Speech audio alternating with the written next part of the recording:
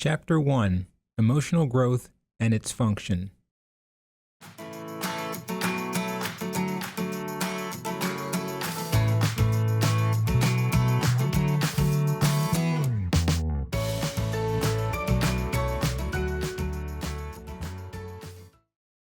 If we want to know ourselves better on a more meaningful level, we're going to have to let our emotions reach the surface.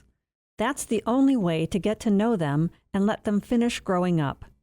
But we fight this, don't we? Some of us see our resistance for what it is, and we set about tackling it head on. And others of us refuse to look for the opening in our curtain of resistance. We may not even realize there's a curtain, much less an opening. So let's take a direct look at this resistance of ours and see what it's about. First, consider that to be in harmony, we have to walk straight in three areas: physically, mentally, and emotionally.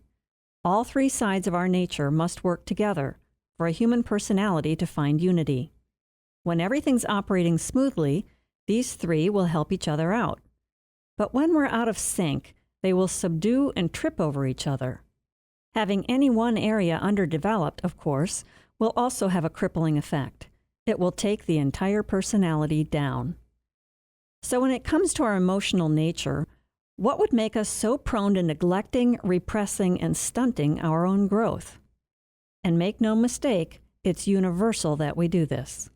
Most of us spend significant time looking in the mirror at our physical selves, doing what needs to be done to get the ship, if not in shape, at least seaworthy. In addition, people will make serious efforts to get and keep their thinking apparatus up to snuff. We learn and absorb, training our brains to memorize and reason using logic, nicely fostering mental growth. But our emotional nature is often left in the dust. It turns out there's a very good reason for this. But sit tight. Before we get to those reasons, we need to understand the basic functions of our emotions, which give us the capacity to feel, which is synonymous with being able to give and receive happiness. So to whatever degree we dodge any kind of emotional experience, that's the extent to which we're closed off from experiencing happiness. What's more, when we cut off our feelings, we cut off our creativity at the knees. Contrary to popular belief, being creative is not a brain thing. Creative flow is an intuitive movement that gets backed up by skills we develop using our intellect. And for our intuition to function, the ignition must be on for our emotions. In brief, we need a strong, healthy, mature emotional life if we want to lead a creative one. So then why the uneven emphasis on mental and physical growth over emotional? Let's skip the general skin-deep causes and go right on to the root of the problem. In the feeling world, there are both good and bad experiences, happy and sad, pleasant and painful. Unlike thoughts that just register an impression, emotional experiences actually land. And since our struggle is to only have the happy feelings, and since immature emotions are playmates with unhappiness, we adjust our position and aim to avoid unhappiness, to squelch having feelings. Early in life, we each draw a similar conclusion. If I don't feel, I won't be unhappy. Rather than taking a brave and appropriate step of living through immature and therefore negative emotions, which would afford them the chance to mature and become constructive, we suppress our childish emotions.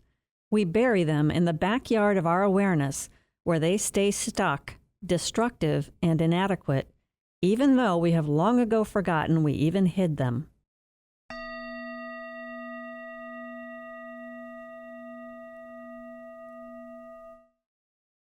In every child's life, there will be circumstances that are unhappy. Disappointment and pain are the human common denominator.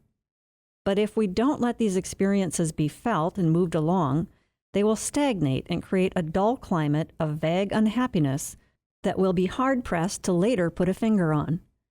We'll just take it for granted that this is how the world is. The danger is that we'll formulate an unconscious resolution for dealing with this. If I want to prevent feeling the pain of being unhappy, I must stop myself from feeling altogether. This is one of the most basic wrong conclusions that people draw about life. It may be true that in the short run we can anesthetize ourselves this way, blocking our capacity to feel pain, but it's also true that doing so dulls our capacity for feeling pleasure. Worse yet, this blocking action doesn't prevent us from feeling the painful feelings forever, it just defers them. So as we grow up, the unhappiness we seem to have avoided will come to us in a different, indirect way that is much more painful. We will suffer the bitter hurt of isolation and loneliness, living with the gnawing feeling that our life is passing us by without our enjoying its depths or its heights. We won't become the best we can be, all due to our cowardly evasion of feeling our feelings. We grabbed a wrong solution like it was scissors, hoping to cut out what hurt, and we ran. At one time or another, and chances are we'll never remember having made this decision, we put our stake in the ground and decided to feel no more pain. From then on, we withdrew from living and from loving. We shut down the factory of our feelings, and along went our intuition and creativity. From there, we limped along on a fraction of our potential, and often we still don't realize how big a hit we took.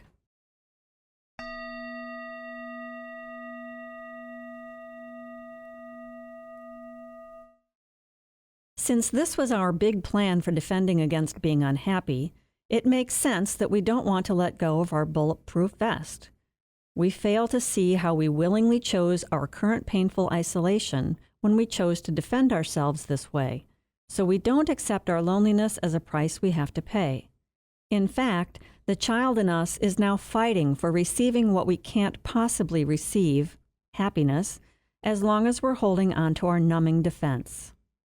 Deep down, we want to belong and be loved, all the while dulling our feelings into a state of numbness that keeps us from truly loving another. We may need others, and we may pretend that to need is to love, but they're not the same. Inside, we're hoping we can unite with others, communicating in a way that is rewarding and satisfying, while putting up a wall against the impact of feeling. Then, when we realize we can't feel anything, we try to hide that. Protecting ourselves in this way is a double miss. We don't avoid what we fear, we end up feeling the pain of our unavoidable isolation, and we miss out on what we could have. In the end, we can't have it both ways, both feeling love and not feeling anything. But the child in us never wants to hear this.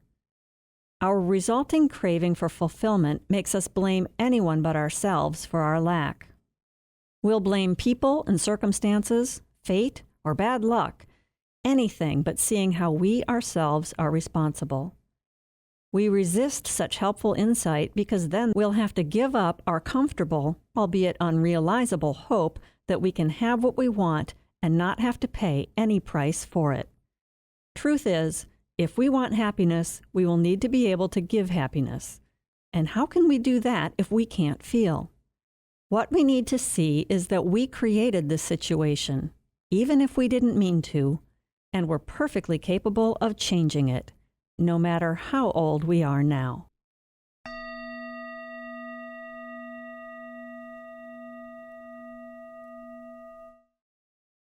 There's yet another reason we resort to unsuccessful ways involving our pseudo-solutions.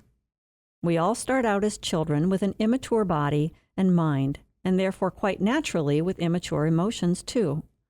For the most part, we gave our body and our minds a chance to mature, but our emotions, not so much. An example of this on the physical level relates to a baby's use of their vocal cords. An infant will have a strong urge to scream, which is not pleasant to listen to. But strongly using their vocal cords is a necessary period of transition that leads to the development of strong and healthy organs. If the baby doesn't go through this, and instead suppresses the instinctual urge to scream, this will eventually damage and weaken the organs. It is the same with the urge for physical exercise, or at times the urge to eat more. All this is part of the process of growing. To halt all movement thinking there's a danger of overexertion would be damaging, unless of course something obviously harmful is occurring. We can all agree It would be foolish to stop using our muscles because doing so could lead to painful experiences. Yet this is what we do with our feelings. We stop them from functioning because we think the transitional period of growing is so dangerous. As such, we stop growing at all. Yes, this prevents us from experiencing upsets, but we also halt the transition to having mature, constructive emotions. For every single one of us who has done this, it's time to call the bluff. Attempting to skip this step will result in lopsided development and we'll never walk straight in the world.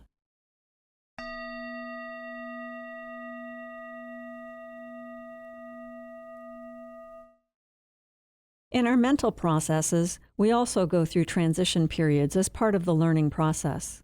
We're bound to make mistakes along the way. For example, when we're younger, we'll have opinions we will later outgrow.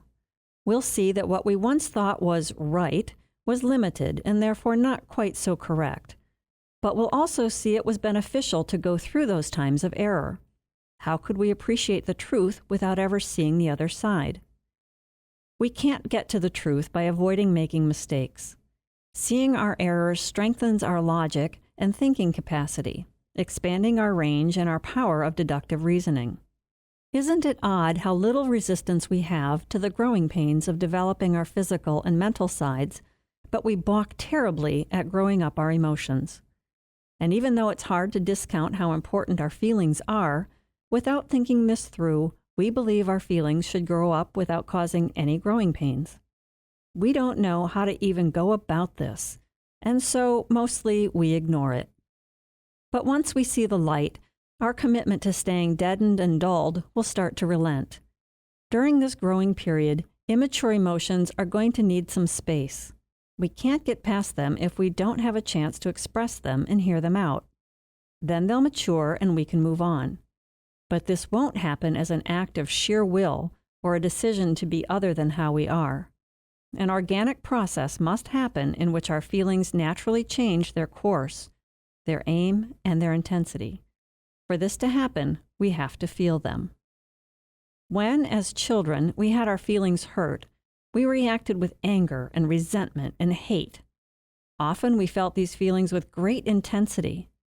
But if we continue to not feel these feelings, we won't get rid of them, and healthy feelings won't then be able to backfill those frozen spaces with more mature feelings. We'll keep repressing what's in there, burying them, and deceiving ourselves that we don't feel what we actually feel.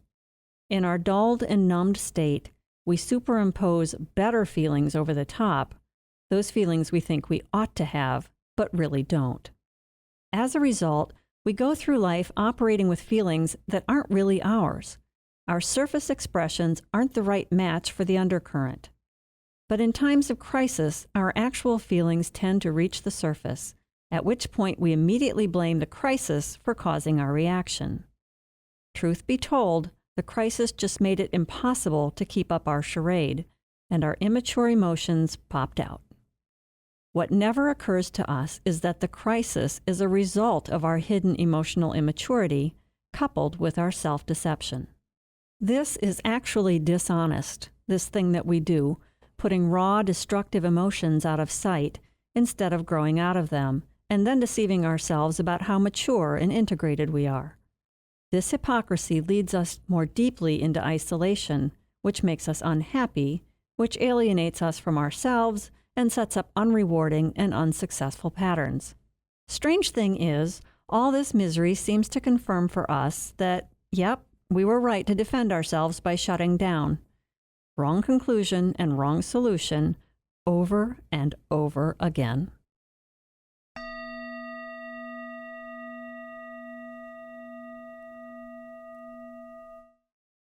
Back when we were kids, our immature emotions earned us punishment. Often we lost something we wanted, such as affection or someone we loved, or some desired object was withheld from us when we expressed what we were feeling. So we came to the conclusion that the problem was the self-expression. We wanted to have what we wanted, so we whisked those feelings out of sight. Expressing negative feelings just didn't end well. One can see how the strategy was self-preserving, even valid or necessary.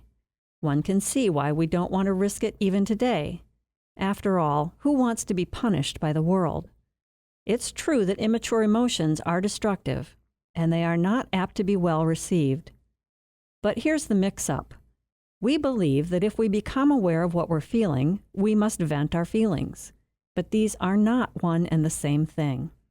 Likewise, it is not the same thing to talk about our feelings in the right time and place and with the right people, versus to indiscriminately unleash our feelings on whoever happens to be in the wrong place at the wrong time. For to let go without discipline or aim is indeed destructive. We need to give some thought to the reason for exposing our emotions and develop the courage and humility to do so in a meaningful way. This is markedly different from expressing negative emotions just to relieve the pressure. We need to purposely re-experience all our feelings we had, couldn't bear to feel, and that now exist in us, even if we are convinced this isn't so. Because if we don't do this, life will bring them up for us. All that has not been properly assimilated will get reactivated by current circumstances. When we see this happening, especially the part where what's happening seems to confirm our original solution of going numb, we need to remember that these aren't the true facts. We may be re-experiencing an emotional climate triggered by current events that mimic past wounding situations, but as we become aware that this is what's happening, we'll have the chance to make a different choice. We'll likely see that what we really feel is very much the opposite of what we tell ourselves to feel. We need to bridge this gap.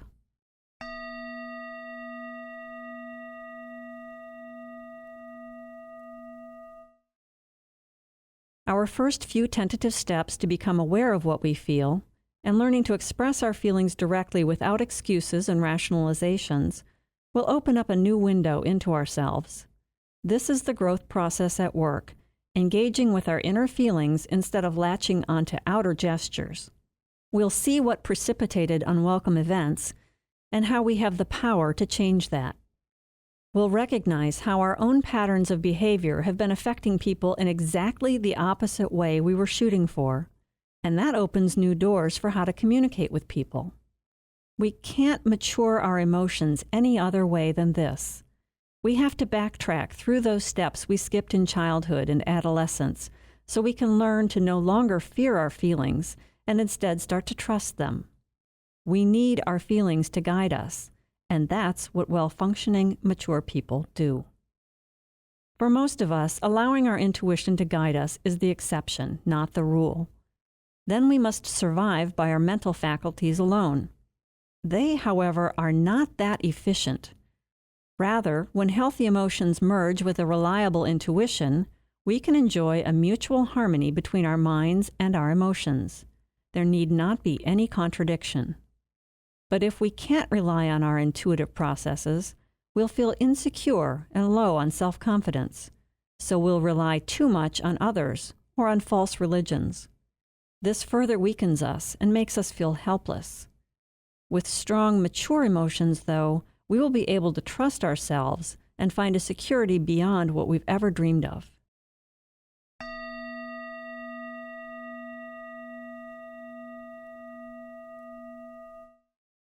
Old, unfelt, immature emotions are like a stopper holding back genuine good feelings. Once we move through that first painful release of what we've been sitting on all these years, it will feel like a poison has left our system. Best of all, if we do this mindfully with someone trained to help others, we'll see that this can be done without harming anyone else. Insight and understanding will flow into us, and now good feelings can flow through. We'll start to sort out the true good feelings from the fake ones. Those are the ones we superimpose out of a need to be the way I should be in order to maintain the perfect appearance we like to project, our idealized self-image. As long as we cling to this manufactured version of ourselves, we won't be able to find our real self. We'll also lack the courage to accept that for now we have a fairly large space in ourselves occupied by immature feelings. This would seem to make us incomplete and imperfect. Again, with the feeling of falling short, which is just a childish notion that we should be better than we are at this moment.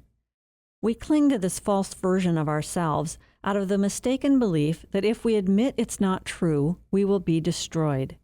So step one, we need to destroy this destructive process. Our goal is to build a true solid self that stands on firm ground. This means we need to operate with mature emotions, which gives us the courage to make growth possible, giving us the self-confidence we hunt for everywhere but here. But as long as we search for our security through false means, it can be pulled out from under us at the slightest provocation. We'll have no ground we can stand on. There's nothing inside us we need to run from. We just need to become aware of what's already in there. Looking away doesn't make it go away, so the wise choice is to become willing to look within. Then we can face and acknowledge what we find. It's a bit crazy to believe that we would be more harmed by knowing what we really feel than by not knowing. But that's what we all do. That's what our resistance is all about. And then once we see what's really on the menu, we can make a smart choice about whether to keep serving the same stuff up. No one's going to force us to give up anything we don't want to, especially if we think it's for our own protection. But we need to think with a clear mind and open eyes. There's truly nothing to be afraid of. What we're really scared of is our own pretense and false maturity and idealized self-image, that falsely perfect version of ourselves. This is what makes us tremble. This is what we need to own up to. Then we can find a genuine self to connect with and never have to fear being exposed.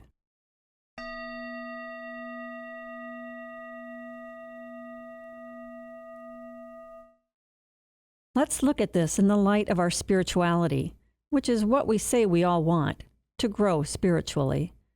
But without realizing it, most of us want this to happen without the need for emotional growth. We think these are two separate things, that we can have one without the other. But that's impossible, and sooner or later, we all must come to terms with this. Regardless of what religion or spiritual teachings we follow, we all know that love is the greatest power there is. We have given this so much lip service, yet often we are mouthing this maxim while at the same time careening away from feeling and experiencing. But how can we love if we can't feel? How can we love and remain detached? To be detached means we don't get personally involved and we don't risk any pain or disappointment. But is it really possible to love in such a comfortable way? If we numb ourselves to any pain, can we truly love? Is loving a mental process, or does love arise from deep in the soul, a warm flow of feelings that can't leave us untouched or feeling indifferent? Isn't love, first and foremost, a feeling? And then only after we fully experience and express the feeling will wisdom and intellectual insight emerge, almost like a byproduct.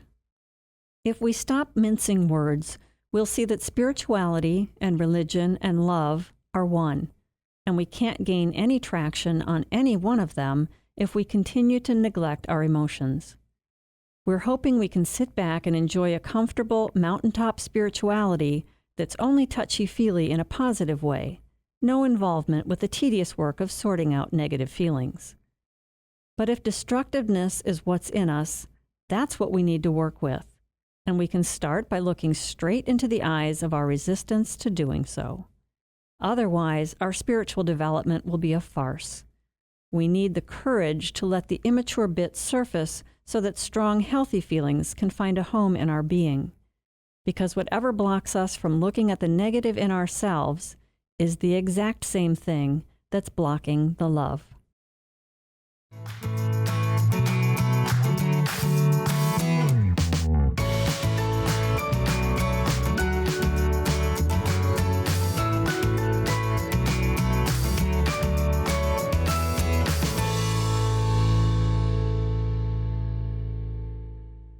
This work is copyrighted by Jill Loree, founder and manager of Finesse LLC. All rights reserved.